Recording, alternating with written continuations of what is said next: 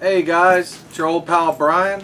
I'm here at Jack's, about to do an unboxing. Hey everybody, this is Sonny from Jack's. Looking at you right here. Alright, this is my first magazine submission for CBCS. First magazine submission. It took about 5 weeks to return to me, and then we're going to look at it together. I'm anxious. Yep. Now we got Brian the Kid Lowman with us here today. He's a professional sign maker. He makes all kinds of signs, peace sign, and all of the stuff. Alright, let's look at this here real quick. So, we got some packing here. We'll get this out of the way. Alright. Got the foam right here. Oh. Foam right here. Oh, geez. You got it over there? Yeah. Alright, let's look at this. No prizes in the box. We got a prize last time. We got a pin. We had to get, what did we get? CBCS pin last time? For Beckett, yeah. Beckett pin. Yeah, right. Beckett pin. Yeah, so here we are. We're going to move some of this stuff around here. Now, CBCS does magazine size stuff. It took them a long time. Yeah. They've been talking about it since 10 years ago, right after they opened up.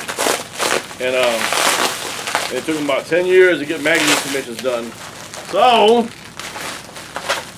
here we are. Alright. Oh, wow. There.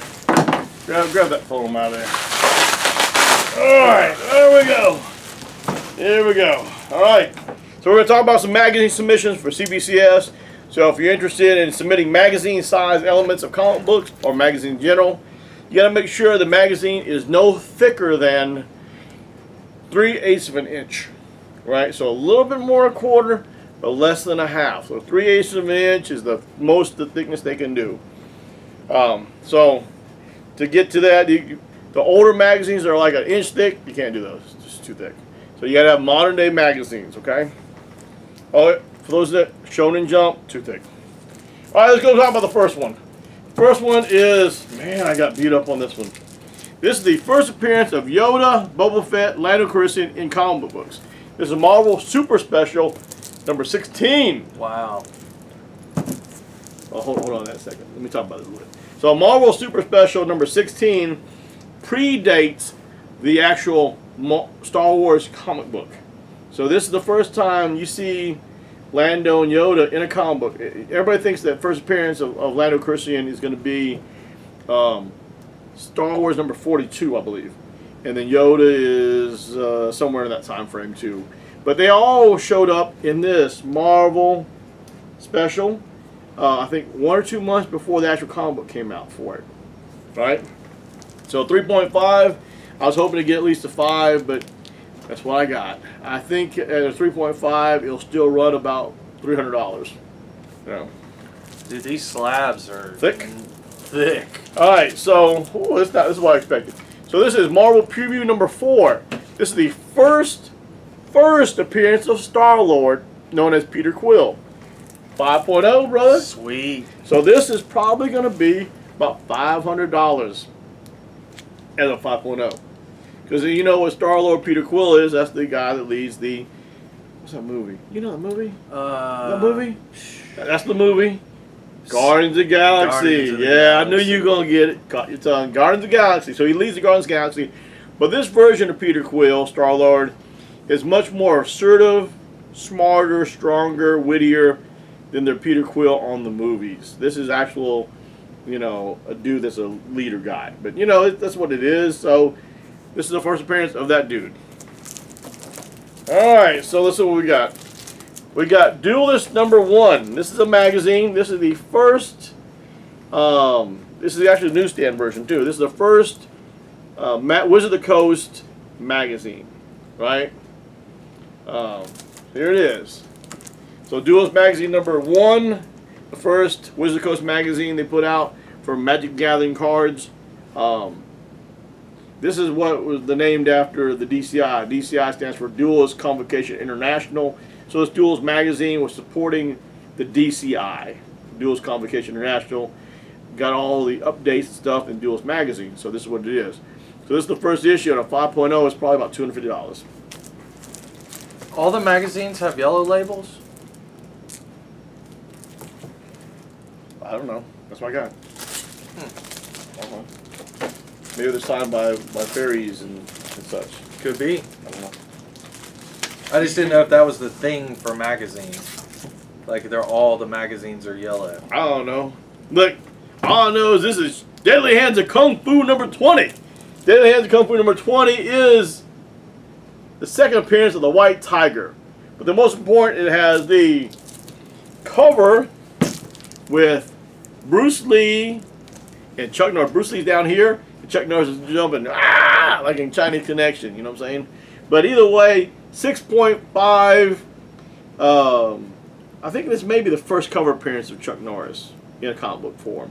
Well, this is Deadly Hands of Kung Fu. Well, what do we think about this? I think it's awesome. 6.5. Oh, signed by, point out, Yeah. signed by Chuck Norris last month. Awesome. Signed by Chuck Norris, verified, authenticated, witnessed, good to go. So the book by itself at 6.5, what do you think it's going to be? 300? Chuck Norris autograph, $130. So if it's 300, that means the book's about $450. Sweet. 6.5, $450. All right, for those true believers, here is an autograph. Taryn Manning. Playboy, Volume 58, number 4, signed by Taryn Manning. Verified signature. Awesome. Now, this should have been a witness signature, because I actually witnessed her signing this book. But what happened is, when we submitted it, they weren't taking magazines yet. We were 2 months too early. So when I had to resubmit it, when they started taking magazines, I had to get a verified signature instead of a witness signature. Even though I witnessed it, it was too far past the date. The date's been 10 working days. So that's what we got. So we got 9.0 signed by Taryn Manning, which is the girl on the cover in the magazine, and on the cover, autographed on the cover. So at a 9.0, I think her autograph is about, I don't remember, like $60, I think.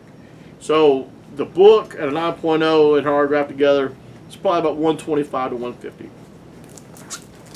$150. All right, so now we have Playboy issue volume 49, issue number 11, signed by Kristy Swanson. Oh, wow. 8.5. Now, Kristy Swanson's autograph is important because she was the first Buffy the Vampire Slayer from the movie Buffy the Vampire Slayer. So Kristy Swanson, when she was a young lass, played Buffy.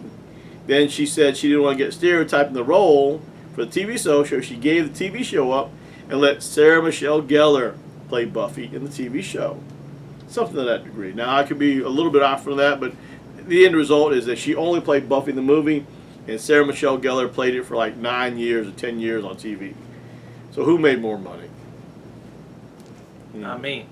I bet you the one that played 9 years. All right, but either way, 8.5, signed by Kristy Swanson, probably a solid $200. Because she doesn't do very many events, so the autographs can be hard to get. All right, what do you think about that? Awesome. I like the slabs. They're nice and thick, Nice, sturdy. nice and thick, sturdy. They're pretty. Mm-hmm. All these books present well. Look But you know, really she good. signed me. Look, she said "to Sonny" on it. Too sunny. Yeah, I wasn't gonna sell it. I just wanted it slab because it was to have the posterity of it. You know what I'm saying? Yeah. Just like what's Taryn Manning's signature say? Did it say "to Sonny" on it? Too sunny. All my love. That's what I'm talking about. Mm. "To Sonny." All of her Yep. love, just right here. Right there. So we got 2 Playboys. So they will, in fact, slab Playboys at CBCS. Autograph Playboys. Whatever you want to get done. But remember the thickness. It's got to be 3/8 of an inch or less. All right. Again, this is Sonny from Jackson with my buddy Brian, the Kid Lowman, and we are signing off.